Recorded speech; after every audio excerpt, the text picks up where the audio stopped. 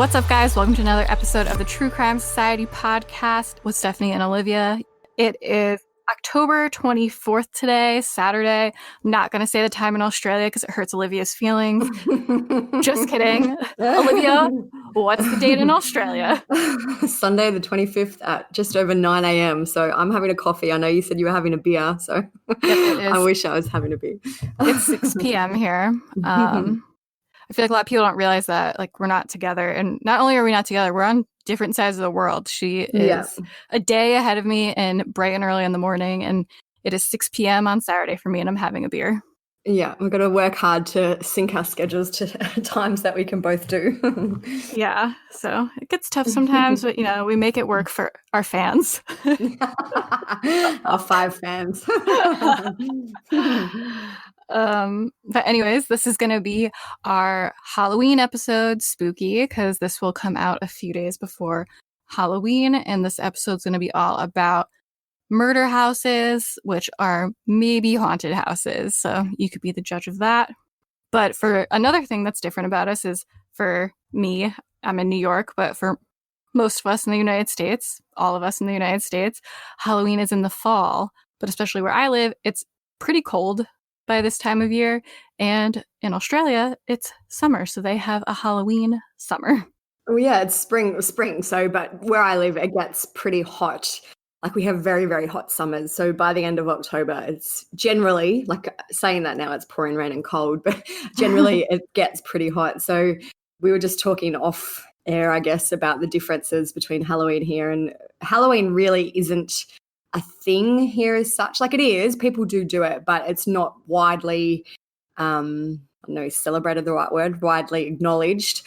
Yeah. When I was growing up, Halloween, we never, ever did anything. But now that I've got some, little kids, there's one street in our neighborhood that does it. So, hundreds and hundreds of people just go to this one street, that's funny, walk up and down, get lollies, and that's about it. And, I would say maybe 90% of people in the area don't participate. That's so crazy. It's just like it does get a little bit bigger each year, but like in the supermarket, for example, there's one little row of Halloween decorations and it's mainly all Christmas stuff already here. So it's a very minor thing here. Christmas stuff has been out here for ages because we also don't have Thanksgiving. So really, essentially, there's nothing else happening. It's just boring. Christmas, that's it. Yeah, I know. You need Halloween at least to break it up. But I don't know what will happen this year here with Halloween either because of COVID. So the government have said that you can do it, but you should do things like, only let 4 kids on your property at once. And I don't know how they're going to police it, but it's still kind of up in the air as if we'll do it. I don't think we will with our kids this year. I think we'll just do some type of lolly hunt at home with maybe a few friends or something. But yeah, here I think it's just like up to people's own discretion, but they're saying to be careful and to not really do it. Yeah. I don't know how you could police it or how you could even try to control it. Yeah. It's weird to think back because Halloween's been canceled like twice for me in probably, like, I'd say my lifetime, but I feel like in the more recent future. Once was because we had an October snowstorm, and since the leaves are still on the trees, it knocked out the power everywhere. Like, we didn't have power for a week, and it was so bad. There's like power lines everywhere. So it was just like an announcement from like the government of New York being like, Halloween's canceled. But a lot of places did, like the mall would let kids trick or treat there and stuff. It's just, it's crazy times. Things are getting a little bit back to normal here, normal corona-wise, but we have been pretty steady with, some days we have 0 cases. I think we had 12 days straight of 0 cases or something, and it's been in the, under 10 cases a day. So they've started to loosen restrictions. And I know in another state last night they had a football grand final with, I think, like 40,000 people, which is the first time all year that they've been able to have that many people. So it is getting back to normal, but it's just still a bit, I don't know, what do you do?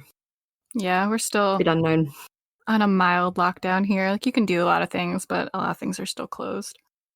But anyways, that's our usual bullshit chat that everyone loves. But we did want to talk about, we've had some terrible news this week. I don't know if it's because our Facebook group is getting bigger, or if it's just a rough year. I feel like it was a exceptionally bad week. Like, obviously, when you've got 200 people, let's just say, or 200, 190,000 people in a group, there's always going to be some bad things happening to some of those people. Like, it's such a big enough pool that it's inevitable, really. But this week we found out that 3 of our group members passed away. One was from suicide, which is very sad. I won't name her because obviously, a privacy concern, but she was in our group and we found out that she did take her own life, which is very sad. And then the other 2 one was definitely a murder, and I'm pretty sure the second one was also a murder. So the first one that I'll just quickly speak about, we had a member called Savannah Pascal. Or Pascal, I think it's Pascal based on the news reports that I've seen, but she joined our group in July 2019. She was in Texas. So basically what happened this week was that she was murdered by her husband, Trent. She was 30, he's 48. He ambushed her and killed her, and then he posted a video on his YouTube where he apologized to his young children, and he said things like he told his daughter that he wanted her to know that he loved her and all this type of thing. So this is like, it sounds like it's a domestic violence situation. Savannah was getting out of the shower of the master bedroom's bathroom where he basically ambushed her and shot her twice in the abdomen. Terrible. There's an interview I saw on People from Savannah's mother and her husband Trent, and it said Trent stated that he was going to shoot both her and Savannah. Savannah's mother shut the bathroom door of Trent and started running out towards the front of the house. Oh, her mom was there? Yeah, so it sounds like her mum saw it. It says, as she was running, Savannah's mother tripped more than once. She heard gunshots and she kept running to go to the neighbour's house. So it's terrible. And then he fled. He was confronted by police eventually where they shot him. But fortunately or unfortunately, he survived. He's as far as the last I've heard is that he's in a critical but stable condition. So, the video was on his YouTube. It's been taken down. We're going to try and see if we can get a copy of it anyway so that you guys can hear a little bit of what he said. But went for 4 minutes, and it says the video ends suddenly when he looks to his left, sees someone and rushes into a darkened room.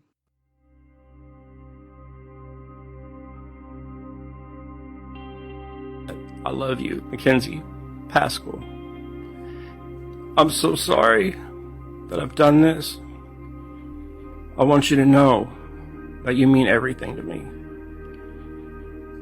And William, I love you too. I love you so much. I love you like you're my own. I didn't choose this. Your mom chose this. She's been cheating on me for a long time. I have audio of her talking to other guys. I didn't do nothing wrong to her. When we first got together, I told her, "You're too young for me." There's an 18-year-old difference in her age, and I knew she was kind of too young, but she's been playing me for a fool. I told her not to mess with me, not to mess with my emotions. Don't play with me. I put everything into this relationship. I have done nothing to your mom. I've never hit her. I've never hurt her. I've never called her names. A couple of times when I got really mad, I would say a bad word or something, but I've done everything I can. I haven't done anything wrong. I'm like, why me? My hair's a mess and I look horrible. Oh, sorry. Take these off.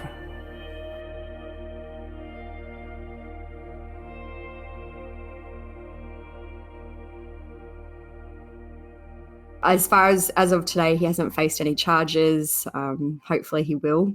Yeah. Because he's a real jerk. And even we had things like someone who knew Savannah came onto the page and into the group and asked if anyone was still friends with her on Facebook, because right before he'd killed her, he went and unfriended everybody so that they didn't have access to her photos and all her private Facebook memories. So they were asking if anyone was still her friend to let them know so they could get access to those things. Yeah, that made me really sad for them. It's awful. Yeah. Just like on top of everything, you're not even going to let them have access to her photos and memories. Her memories. So shit. That's, I know, it's terrible. It's just, what can you even say in a situation like this? Like, she was beautiful. She had her whole life ahead of her. And then this disgusting jerk just took it away. And the other one that is also terrible is We had a very active member in our group, Tiffany Booth. Tiffany has been a member for years. I think he said that she might have even joined us in the Liberty German and Abigail Williams group, which was our first ever one. So that was years and years ago. Yeah, and she commented a lot, like in True Crime Society. Like, it's hard for me to take note of people's names and who everyone is unless they're very active, just because our group is so big at this point. But she was participating enough that I knew who she was, and when I saw her commenting, I was like, oh girl, there's Tiffany, like here she is commenting. She was always happy, funny, just seemed like she was having a good time, like being in the group. So that's why it was just crazy, because like I know we didn't know her, but I felt like we knew her. Yeah. And I know that one of the cases that she was really active on just recently was the case of missing soldier from Fort Hood, Gregory Weddle, and that was only from August. So, you know, this was she was a really recently contributing member. But Nikki, I think it was, found out a few days ago, or maybe a week ago now, that Tiffany and her boyfriend Eduardo Clemente, I think is how you say his name, were missing. The police, Las Vegas police, released a missing persons report saying that they had both been last seen on October the 2nd in Las Vegas, and that their car was also missing. So her family put together a Facebook page to try and help find her. And like it was very shady. So we learnt that, you know, the last few days in September, someone deleted the security footage from her condo. That, you know, they'd still been kind of chatting to people via text messages and other chats. It seemed like they went missing on purpose initially. Yes, absolutely. And then also, so about a week or, 10 days after they were last seen, they found Tiffany's car about an hour, I think, from their property with the license plate removed, and there was torn clothes around the car. And, everyone was thinking, oh my gosh, what's happened? And people were considering that maybe she'd staged her disappearance for whatever reason. Obviously there's going to be speculation when you have no answers. But sadly, October 21, the news started to emerge that they'd found a body in Indian Springs, Nevada.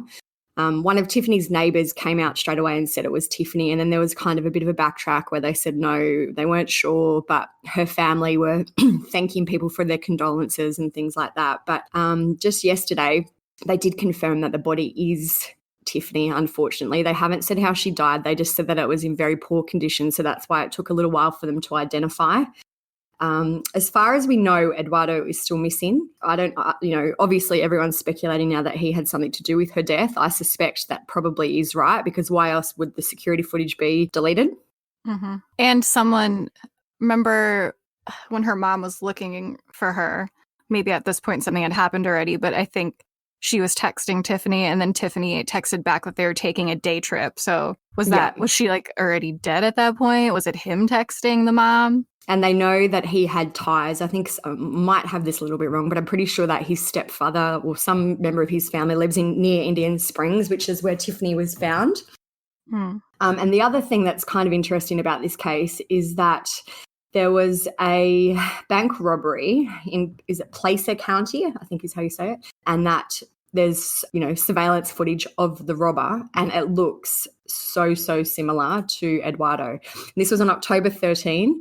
It says approximately 12:30 p.m, the man in the below footage entered the Bank of the West in Kings Beach and demanded money. He said he had a gun and threatened to tell her, and so he got money and he took off. So this could all tie in. It looks like him. The robber kind of has a bandana on the lower half of his face. There's photos of Eduardo on his Facebook where he wears a similar type of, bandana mask. He has kind of a unique eyebrow area. Like it's kind of prominent, I guess you'd say, or his eyebrows are just flat. I don't know. But something about it, just comparing the eyebrows and eye area of the two people, he looked like the same person to me. And I've got the Placer County Sheriff's post up now, and people are actually talking about it on there as if it is Eduardo, and they're saying, yep, the hairline is the same. I bet it's him. Yeah, that too.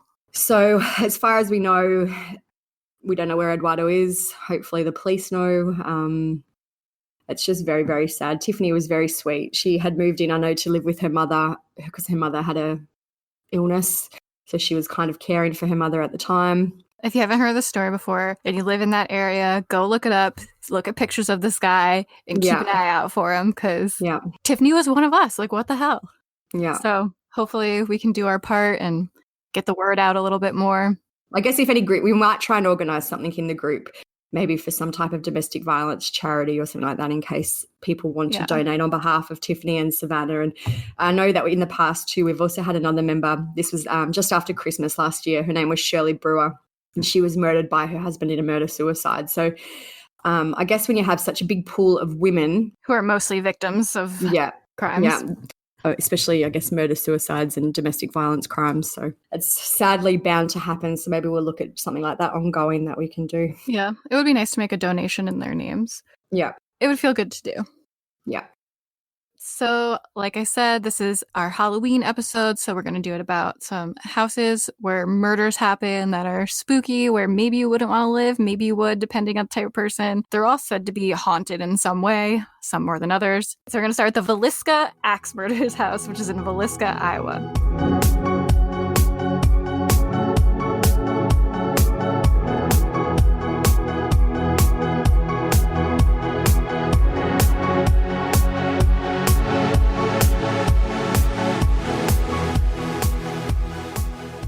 On June 10, 1912, long before the rise of serial killers and mass murderers, the small Midwestern town of Villisca, Iowa, was left shaken when 2 adults and 6 children were found brutally murdered in their beds. So like I said, this was 1912, long time ago, where murders like this probably weren't pretty common. So this became known as the Villisca Axe Murders, and it occurred between the evening of June 10th and June 11th, when 6 members of the Moore family and 2 of their children's friends were bludgeoned to death. So the victims included Josiah Moore, who was 43, Sarah Montgomery Moore, who was 39, Herman Moore, who was 11, Catherine Moore, who was 9, Boyd Moore, who was 7, Paul Moore, who was 5, and then the 2 friends were Ina Stillinger, who was 8, and Lena Stillinger, who was 12.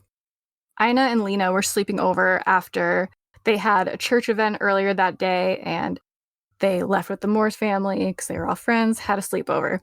So it was found that each of them had their skulls crushed with an axe that belonged to Josiah, and it was found in the bedroom with them. Their bodies were discovered by Josiah's brother, Ross Moore, after their neighbor noticed the family hadn't made an appearance all morning. And it said that they were usually up pretty early, so after a few hours, the neighbors were pretty concerned. So they called his brother, asked him to do a check on them. So doctors believe that the murders took place between midnight and 5 a.m. They found 2 cigarette butts in the attic, which suggested that the killer or killers were waiting there until everyone was asleep. The killing spree began in the master bedroom where Josiah and Sarah were sleeping. Josiah received more blows than anyone else, so many that his eyes were missing. The killer or killers used the blade of the axe on Josiah, and everyone else got the other end of the axe, the blunt end. So for some reason, they used the sharp end on him. Sounds like it might have been a bit more personal for him, like, obviously. Yeah. But it sounds like that's, he got the brunt. Was their Like, obviously. target. Yeah. Sounds like it to me. Yeah. So from the master bedroom, they continued to the children's rooms and bludgeoned them in the same manner before returning to the master bedroom to inflict more damage on Mr. and Mrs. Moore. Once they were satisfied, they moved downstairs to the guest bedroom where Ina and Lena Stillinger were sleeping. So investigators believe that all the victims were asleep when they were murdered except for Lena Stillinger because she had defensive wounds and was lying across her bed. Her nightgown was pushed up to her waist and her undergarments were missing, leading law enforcement to speculate that the killers may have sexually assaulted her or attempted to. As brutal as this murder was, there were a few strange things investigators took note of. And I know this is obvious, but, sometimes you're just listening along, don't really think about it. Remember, this is 1912. Like, forensic science isn't really a thing at this time, so It's not like they could do DNA, fingerprints, not a lot of options they had. But anyway, so they noticed a few weird things. Along with the axe, they found a 4-pound slab of bacon on the floor of the guest bedroom where the Stillinger girls were killed. The killers also cooked a plate of food that was then left untouched in the kitchen. And every single mirror in the house was covered by blankets or clothing. Because, it must be hard to watch yourself murder a whole family. A lengthy investigation resulted in several suspects, one who was even taken to trial twice, but due to the lack of forensic evidence, the case still remains unsolved today. It's so strange. Like, you think if that happened today, it would be massive news. Like, it would be wild. And just like with the, I don't know, maybe the bacon had some type of... So weird. And I also read another thing that said that there was a shoe full of blood, like just random things like this. So I just can't believe that no one else in the family heard all this happening, because obviously it sounds like they killed them one by one. Especially if the dad and mom, Yeah. the parents, they were in the same room together. So you think if they were bludgeoning, You'd think you'd hear someone being, that the mom would wake up. Yeah. Or unless, either one of them would have woken up, you would have thought. It's just so, I just can't comprehend how this actually ever happened. It's weird. It almost seems like, just from like the bacon and the making of food and the cigarette butts, it almost seems like a weird thrill kill. Yeah, like some type of weird, but also seems personal. Yeah, weird significance. Like, I don't know. I would love to know more about this bacon. What was the significance of that? That's so strange. What's crazy is like whoever did it is for sure dead. So I guess that's just yeah. So I guess it'll probably never be solved, because it's not like they have forensic evidence really, which is sad. I wonder if they're even still looking into it. Probably not. I think they might have. Well, why would you, why essentially would you bother? Because nothing's going to happen to whoever did it now. They just can't prove it. So, but there's pictures of the house online and everything. But in terms of, is it haunted? Is it not? So the ghost situation there. Paranormal investigators have proclaimed that the Villisca axe murder house is one of the most haunted places in America. Visitors regularly report emotional, physical, and supernatural disturbances during their overnight visits. So a woman named Martha Lynn bought the house in 1994. It was up to date, a 1994 house, but she ended up turning it into more like a tourist attraction based on the murders and restored it to its 1912 condition. So she stripped it of electricity, plumbing, and made the decor similar to what it was, and started basically renting the place out for ghost hunting. Yeah. But haunted house sleepers. Yes.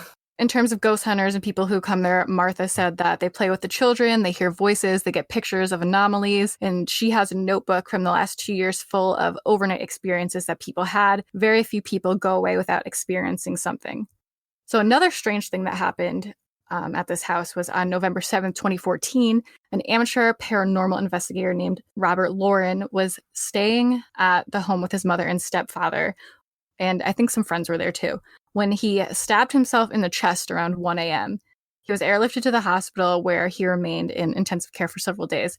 And I guess before, because, they were doing like a paranormal investigation, so before he ended up stabbing himself, they had two-way radios, and he radioed to his friends or whoever for help, like asking for help, and then they found him stabbed. But the Montgomery County Sheriff's Office investigated the incident, and they quickly determined that the stabbing was self-inflicted, and it remains undetermined what actually caused him to stab himself. But it was revealed later that he did suffer some frontal lobe damage prior to this, believed to be caused by having mini strokes, which caused him to have a few mental breakdowns, I guess you would call them, or just a few similar incidents. Yeah. So is it that? Is it ghosts? Who knows? But the house was also featured on shows like Ghost Adventures, Scariest Places on Earth, Kindred Spirits, Most Terrifying Places in America, and was part of a 2016 horror movie called The Axe Murders of Villisca. So like I said before, the woman who owns the house now turned it into like a tourist attraction. So if you're interested in spending the night with some possibly malicious spirits, it's only going to cost you $428 for one night. One night of terror. You can look on TripAdvisor too, and they've got the reviews of the house. Someone wrote the most recent one, which I'm assuming is because of COVID. Maybe they've slowed down this year, but this is from last year. This was a very cool place. The guide tells you just enough, but leaves the rest up to you. You can make your own assumptions as you see fit. I definitely experienced a couple out of the ordinary things. If you are into paranormal, definitely swing through it if you're in the area. The booking information on the website for the house, it says overnights and tour pricing. Oh, wow. They were already booking for 2020 when I did this research last year. Booking for 2020 will start October 21st after 8 a.m. Like, there's even a launch time. People must be like lining up, setting their alarms, getting ready for crazy. it. Daytime tours will end November 3rd for the 2019 season and resume March 2020. Overnights are year-round. During busy times, some day tours may be subject to a time limit. Overnights are $428 for groups from 1 to 6 people, $75 each additional person. $200 non-refundable deposit to be paid when you book the date. The deposit goes towards the full amount due. Don't book until you can pay the deposit. Day tour season will be from March 30th, 2019. Just show up at the house Tuesday through Sunday between 1 and 3:30. Cash only for tours. We're closed on Mondays. Crazy how busy it must be. I was just reading more like questions about staying there, and someone wrote, will I run the risk of being axed to death in this house? If yes, I may be interested. If no, I'll pass. Did anyone answer the question? Yeah, then someone wrote, and it says she's a local guide. It says, people do approach the house when people stay, so there is a possibility. If you're lucky. Yeah. And someone wrote, could you be a little bit more insensitive? Sounds like people who say things to us. Yes. But that's it for that one. So next we're going to do the Los Feliz murder mansion in Los Angeles, California. So I have followed this house, if you can follow a house, for a long time. The photos and things that we'll speak about in a minute are so fascinating to me, and it's just, I don't know, I really am into this one, so I'm glad that we're covering it today. To start off, we'll go back to 1949. It's December 6 at 4:30 a.m. Dr. Harold Perelson stood over his sleeping wife, Lillian. He had a hammer in his hand and their 3 children slept in their rooms. He struck Lillian in the head with a hammer and killed her immediately. From there, he went to his eldest daughter Judy's room. He delivered a similar blow, but the hammer only just grazed her head. She began screaming so loud that the neighbours heard. Judy ran into her mother's room for help, but when she entered, she saw the full horror of what her father had done. With her fractured skull, she bolted from the house screaming, looking for anyone at all who would help her. She banged on neighbours' doors and windows, putting blood all over them, until finally Ross Marshall opened the door and together they called the police. Back at the mansion, the 2 younger children, Debbie, who was 11, and Joel, who was 13, woke to the sound of their sister's screams. When they saw their father, Harold, he told them, go back to bed and this is a nightmare, before walking away, dripping blood on the floor. After calling the police with Judy, Ross Marshall went to check on the other children. He found Debbie and Joel waiting nervously on the first floor, and he climbed the stairs where he then saw Harold. Go on home, Harold told him, according to the coroner's report. Don't bother me. Harold then went into the bathroom and dug through the drawers where they kept medication. He took apart 2 capsules of Nambutal, which is a barbiturate, and turned on the tap, mixing the yellow powder with water before drinking it. Nambutal is known as death in a bottle. It's what killed Judy Garland, and it's a favourite of the suicide seekers who are hoping for a quick death. To be sure that he was going to die, Harold also swallowed 31 small white pills, which were believed to be codeine. Police arrived within 15 minutes, but it was too late. At 5:15 a.m., LAPD found the doctor on the floor, his head on a pillow soaked with his daughter's blood, and he still had the hammer in his hand. By the time the ambulance arrived, he was dead. On the nightstand next to Harold's bed, a copy of Dante's The Divine Comedy lay open to a quote that said, midway upon the journey of our life, I found myself within a forest of dark, for the straightforward pathway had been lost. Judy was treated for her injuries and Joel and Debbie were unharmed, thankfully. Lillian's family took custody of the kids, and a year later the house was sold to a couple, Emily and Julian Enrique. Even though the house was sold, it remained uninhabited and untouched for the next 50 years because the Enrique family never moved in. When Emily died in 1994, her son Rudy inherited the property and never moved in there either. He told the LA Times in 2009, I don't know that I want to live there or even stay here. Sherry Lewis was the family babysitter. She spoke to our Stacy Butler back in 2010. She says the next year, the Enriquez family bought the house. They never lived there. They visited the place. Lewis says decades later, the Perelson belongings were still in the home. There are no furnishings other than in the living room, furniture that belonged to the Perelson family. The former neighborhood house painter describes what he saw. Basically, it's like a crime scene that was frozen in time. You could see sheets on the ground covering things. You saw Christmas wrapping paper. There was a Christmas tree. So during this time, the house did have a few trespassers and I guess urban explorers, which is how we kind of got all the photos that are online now. You can see that the house basically remained untouched since the 1950s and the murders. It essentially became a time capsule. Okay, so as This, the murders happened just before Christmas. You can see Christmas presents still wrapped with the bows in like a lounge room, it looks like. There were clothes left hanging to dry and private letters and books were laid on the tables. Visitors say that they can't shake the heavy, ominous feeling that surrounds the house. It's a weird story anyway. I guess it's just a series of events that led to this house just sitting dormant for decades. Yeah, if you haven't seen the pictures, definitely look them up because they're super creepy but super interesting. Yeah, like very clear. It's not like, and the house, you would think that if the house was empty for this long, it would be totally trashed by trespassers, but it was perfect. Generally in okay condition. Dusty, but... Yeah. So you also know that because of when this happened, not all of the items that you can see through the windows could have belonged to the Perelson family. There was a Life magazine from May 9, 1960 and a can of SpaghettiOs, which weren't marketed until 1965. So it just adds to the creepiness of this story. And also the Perelsons were Jewish. So would they have had Christmas presents in the tree in the house? Probably not. But some Jewish people celebrate Christmas. Yeah. So there was also rumours that another family rented the house, but they weren't told about the murders. They were told apparently on the anniversary. So they fled the house so quickly that their Christmas presents and the tree were left behind. Sounds kind of like a tall tale to me. But yeah, maybe. I also don't think so. If they lived there that long, like I know you might want to get out quickly, but I'm sure you could take a day or two to pack up your stuff and get out. No, they had to leave. There's a neighbour, Cherie Watterson, said one night a friend of hers tried to explore the mansion in what she described as a Nancy Drew moment. The woman snuck in through a back door but didn't get far before the burglar alarm sounded, and then she noticed that her hand was throbbing painfully. She'd been bitten by a black widow spider. There was a red streak going up her arm, and she had to go to the doctor. 2 nights later, the alarm kept going off at my house on the back door, but there was no one there. It was like the ghost was following us.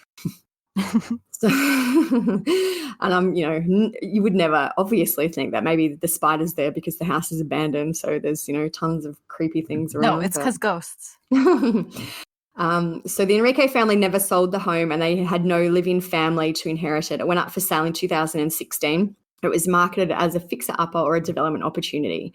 It was sold later that year to a couple who had plans to remodel and eventually move into the residence. So it eventually emerged that the buyer for the house was celebrity attorney Gloria Allred's daughter, Lisa Bloom, and Lisa's husband, Braden Pollock. They said at the time that they really wanted the property and that Lisa wasn't at all put off by the dark history. In 2016, the home was sold to civil rights attorney Lisa Bloom and her husband, Braden Pollock. 3 years later, the home is back on the market. I spoke to them over the phone. I know there was this awful tragedy one day in the 1950s, but I didn't hold that against the house. The couple tell me they had plans to remodel. The inside was even taken down to the studs. But after pushback from the city to expand, they decided to put it back on the market. And they want people to know most of the stories about the home are urban legends. Most of them are not true. So, for example, there's a picture of a Christmas tree with the presents under it, and it's been there all these years, just like it was the day he was murdered. And it was a Jewish family. Just 3 years after they bought it, so 2019, they put the house up for sale again for $3.9 million cash or hard money offers only. When they asked Lisa why she changed her mind about moving in, she said that it all just became too hard. She said, after 3 years of efforts, we gave up. Since we'd been improving at more than 50%, we'd have to bring the whole property up to code, which means tearing down the house and regrading the hills it's on. The property would be perfect for someone who wants a 5,000 square foot gutted house to fix up as they like, or for a developer ready to tear it down, regrade the hill and build the house of their dreams. So there's lots of photos online. You can see that it's been stripped down basically to the bare bones, the stud, the frame. It's gutted basically. So the house, after they put it up in 2019, sat on the market for 16 months. And just this month, October, there's been a buyer for the house. For some reason, a lot of the articles seem to have been taken down. There was a Variety article that says the house is in escrow, but it's now you get a 404 error when you look at it. So I don't know. There are still articles up. For example, there's this one on Domain, which is actually an Australian website randomly, but it says, has reportedly found a buyer after 16 months on the market. It says the 5-bedroom, 4-bathroom house was listed in May for 3.92 million Australian dollars, but after 16 months on the market, the price was slashed to 3.51 million Australian and quickly sold. It doesn't say who bought it, and then there's also a real estate listing that lists all the prices. So it says it was removed in May this year, $2.5 million. So we don't actually know anything much yet about the buyer. The articles about it being sold were from October 7, so it's literally only been, a couple of weeks. Hopefully once it all goes through, if it does, or unless it's, something's fallen through, we'll find out a bit more about who the owner is and the new owner and what they plan to do with it. Yeah, the house itself is really cool. I would love, I have looked at so many, urban exploration pages and posts, and I think there's one by Atlas Obscura, and they did a really good kind of tour of the house. But I would love to have, maybe not so much now, it's all been gutted, but I would have loved to have a look at it before it was all. Yeah, but even just the structure of it, if someone had the time and money and didn't care about the murders to put it into it, you can make a really nice house. It could be amazing. So the windows are so big. Yeah, and they're kind of arched, and yeah, there's those arched, really tall windows. Yeah. I feel like this is probably one of the most famous murder houses that I can think of. One of the most well-known ones, anyway. Yeah, it'd probably be annoying to live there though, because I bet will still be a lot of looky-loos, people who want to. Yeah, people want to compete. Yeah. I think that's about it for that one. We'll give you some updates if we find out anyone exciting bought it. One thing I just want to add to quickly is that someone's taken a lot of photos in real detail. There's a light switch photo that's been hand painted, it looks like, with flowers, and it says Judy on it. So things like that are just so creepy, how something like that can happen in half an hour, and their whole lives were changed forever. The next house we're going to talk about is the Sowden house, which has to do with possibly the Black Dahlia, which I'm assuming everyone's at least heard of. So I'll start with just some background info on the house and all that. Just this house, if you haven't seen pictures of it or anything, this is you need to look up all of them, but this house is insane. It literally looks like a Mayan temple. It has beautiful flowers. It was built and designed to be strange, and it is, but it's a very pretty house, but it looks like something out of Indiana Jones. Yeah, it looks, made up. It's like a movie set or something like that. Mm-hmm. A lot of this info comes from an article that was by Hadley Mears for Curbed. We'll link that in the blog when we do it, but I just want to give proper credit because basically where I got the information. So in the 1920s, retired artist John Sowden and his wife Ruth commissioned Lloyd Wright, son of legendary architect Frank Lloyd Wright, to design a unique showplace for throwing parties. Imagine just designing a house to throw parties. No, wouldn't that be luxurious? Must be nice. Not in these times. So this resulted in this tropical Mayan revival style fortress, complete with a stage, secret rooms, a central courtyard, and ornamented concrete blocks. So the next person to own the home in 1945 was the infamous George Hodel, who was a prominent gynecologist who catered to many of Los Angeles' elite. Hodel moved into the home on Franklin Avenue with his ex-wife, which is weird, and their children. Someone's got to take care of the kids, I guess. Hodel's son Stephen remembered the magic of growing up in this labyrinth-like home, and a quote from him says, "Once through the gate, you turned immediately to your right and continued up a dark passageway, then made another right turn to the front door. It was like entering a cave with secret stone tunnels within which only the initiated could feel comfortable. All others proceeded with great caution, not knowing which way to turn. Growing up in that house, my brothers and I saw it as a place of magic that we are convinced that could have easily greeted the uninvited with pits of fire, poison darts, deadly snakes, or even giant sword-bearing, turbaned bodyguards at the door, right out of Arabian Nights." So that is what the house looks like. Yeah. But like many fairy tales, the home hid some dark secrets. Hodel, he frequently beat his children in the basement of the home, it's been said, and he threw a lot of drug-infused hedonistic parties and orgies in his golden bedroom. In 1949, Hodel's teenage daughter, Tamar, ran away from the home. When she was questioned by police once they found her, she said she left because her home life was too depressing because of all the sex parties at the Franklin house. Tamar accused her father and other adults of raping her during parties at the home. When questioned by police, Hodel gave them an odd explanation, saying he had been delving into the mystery of love and the universe, and that the acts of which he was accused were unclear like a dream. He said, "I can't figure out whether someone is hypnotizing me or I am hypnotizing someone." So I'm sure the police were thrilled with that answer.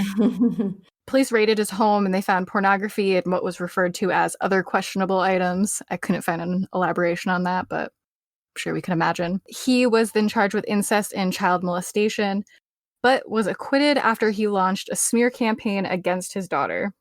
So this entire thing messed up Tamar's life. She ended up pregnant. She had a baby, which she named Fauna. The birth father is unknown, but some people believe, or there's rumors that George Hodel is the father and grandfather. She did send some emails to her brother Steve and talks about how all of this affected her.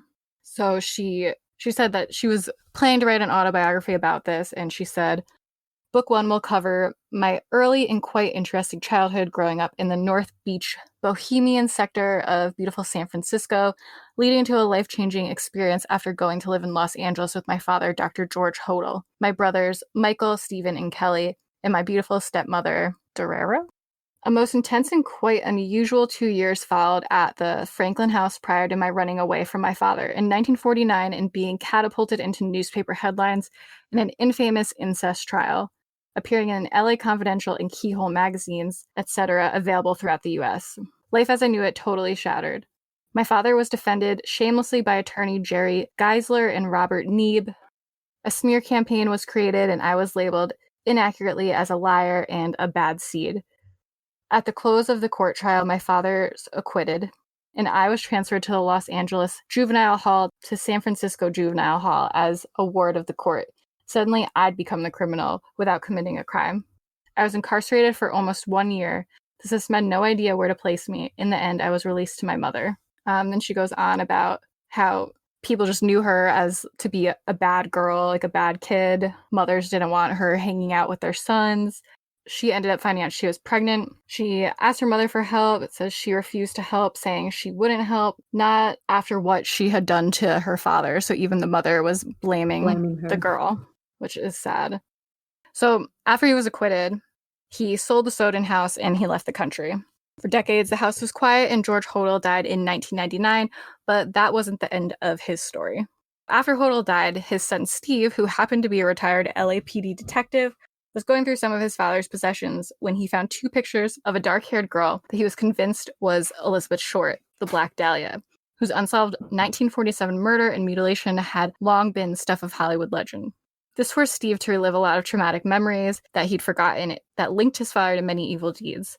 Family members and old friends helped him fill in the gaps, which led him to believe that George Hodel, his father, may have participated in the murder of the Black Dahlia and of an unidentified secretary of his, along with a number of unsolved murders that had taken place in LA over the 1940s. Stevens believed that some of these murders had taken place in the basement of the Sowden house.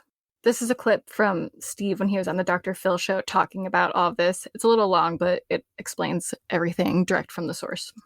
My father was Dr. George Hodel. He was a famous physician. He was also the prime suspect and the killer of Elizabeth Short, better known as the Black Dahlia. My dad was head of LA County Health Department, handsome, beautiful speaking voice. Brown is the river, golden is the sand. It flows along forever with trees on either hand. In 1949, my mother suddenly places my brothers and I in a military academy. Dad's gone, and we don't know what's happening. We would discover that my half-sister Tamar disclosed that our father had had sex with her. Dad was charged with incest and child molestation and was found not guilty. After 4 years in the Navy, I joined LAPD at 21, 5 years in patrol, 17 in homicide, 300 murder investigations. I served for almost 24 years. My father gets a penthouse in San Francisco. We become very close in that last decade of his life. And then I get that 3 a.m. phone call in 1999 from his wife, June. She says, "Your father's collapsed, and they've just pronounced him dead." 2 days later, I'm on the phone with my half-sister, Tamar. She says, "The LAPD cops that took me back and forth to the trial said, we think your father killed the Black Dahlia." And I said, "Well, Tamar, there's no way. I said, well, I'm going to be able to establish he had nothing to do with it. But the first thing I discovered is LAPD is confident that the killer was a trained, skilled surgeon. Well, my father was a trained, skilled surgeon, but still, I said, there's no way. The next thing I find out is the Black Dahlia killer is sending taunting notes to the police and the press. This one note, full, non-disguised handwriting. It's my father's handwriting. I've identified it, and so have experts. I relocate back to Los Angeles, and I start a full-bore investigation, like I'm trained to do. The circumstantial case was building on Elizabeth Short. We've got the surgeon, we've got the handwriting, then the description of the suspect that was actually seen at the crime scene. A witness was a half block away, and he saw this 1936 dark sedan. Well, Dad at that time was driving a 1936 black Packard sedan. After digging into it and getting all the witness statements from that time period, I submitted in secret to an active head deputy DA. He came back and he said, based on your investigation, I would file on Elizabeth Short, the Black Dahlia, and I would win it in a jury trial. I get permission to actually examine some secret files. And there's a Hodel file. I find out he was the prime suspect all along, and I find out that they tape recorded our residence. His actual words are, supposing I did kill the Black Dahlia, they can't prove it now. They can't talk to my secretary anymore because she's dead. I didn't go to this case. It came to me.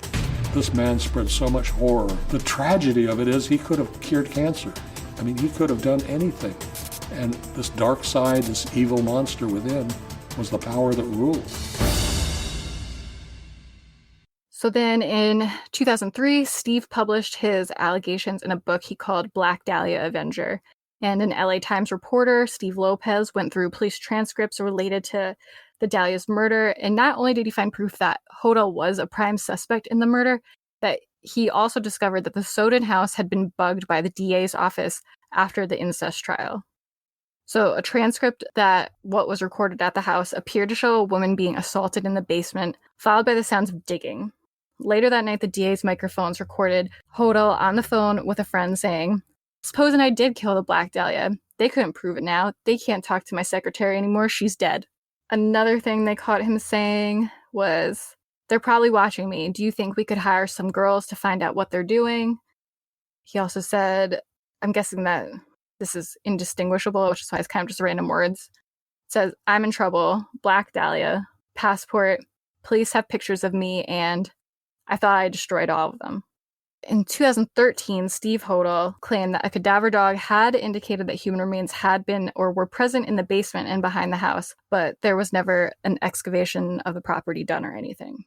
Another strange story that came to light was when, after George Hodel died decades later, different people owned the house, a transient woman appeared at the back door of the house, and she detailed recollections of George Hodel's all-red kitchen and his all-gold bedroom, and seemed intimately familiar with the layout of the house.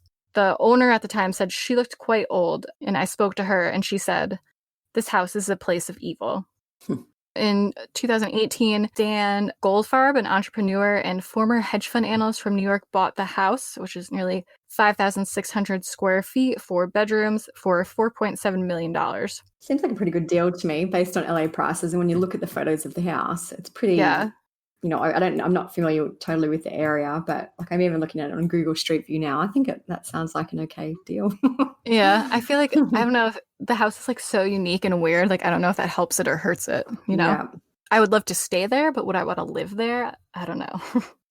Like have a weekend trip, but he ended up turning the house into basically a place where people have charities, events, art performances, whatever cannabis gatherings are, because I guess he has something to do with a big CBD company. So it's basically just now a photogenic background for events, kind of like a wedding venue. I don't know if they have weddings, but might be an interesting place to get married. If the story sounds familiar to you, you might have watched the show I Am the Night on TNT, which is about this story with the point of view being from Tamar's daughter, Fauna, which I've never seen. And I didn't really ever hear of it until I was doing the research for this, but I might check it out because I think that sounds interesting. But as far as being haunted, surprisingly, there's not a lot of, it's not like the Axe Murder House where people are like, this place is so haunted, like, and people are going on tours there or things like that. But Ghost Adventures did do an episode there. I just think the real life story, kind of the creepy factor of it all, outweighs any hauntings, I guess. But that's really it for that house too. The house in I Am the Night is probably the best part of the show. Yeah, they used the real house, I think, right? Seems like it. Yeah, so I think they used the real house in that show. But anyways, would it bother you to live in a murder house? No, I've always said I would absolutely, if the price was right, Yeah. I would always, I wouldn't not buy a house because it's a murder house. Yeah, especially if that gave you like a discounted price. I don't think it would bother me. I mean, I don't, like I said in past episodes, who am I to say if ghosts and stuff are real? I don't know. But if a house really was haunted and tripping me out, then yeah, I probably couldn't stay there. But just the fact that people were murdered there, sure, it would be in the back of my mind, just be like, oh, that's sad. But it's not like I wouldn't buy a house that I liked because someone was murdered there. I feel like it's like obviously in a case like this where they have a house like that, that's a very high profile crime, and obviously the house is worth millions of dollars, but it's the little houses, the normal size houses where it's a murder house, which is where it really hurts the owners, which I know you shouldn't laugh, but it's like they had a chance to turn this high profile one into something that they can use for their own benefit. But there's a murder house near me, and I think when I was growing up I was probably about 10 or something, and some guy went on a rampage and killed his whole family, and that's pretty rare here. We don't often have a lot of murders like that, but every time I drive past that house, a few times a week, I still think of that. So I think the stigma is hard to get rid of for just some of the normal suburban houses where things happen. Like I almost would rather not live in any of the houses we mentioned or any other like high profile murder houses, just because of it being high profile and people coming to like look at the house. That would creep me out more than the actual murder. Yeah, people just driving past and or people trying to take pictures of your house or like look inside. That would weird me out more. Yeah, like the Sowden house, you can see from the street. It's looks like a busy road that it's on. So it's not like there's big gates where you can't see in or anything like that. So I'm sure they get people driving past all the time, being sticky beaks and having a look. I feel like I remember reading about the Los Feliz one, that when no one was living there, people would just kind of camp out on the lawn and like have picnics because no one cared. And I know when I used to, spend hours looking at that house, the neighbours hated it because they're like, we always get, people trespassing and the alarms going off. Yeah. So I as a neighbour, I would also hate that.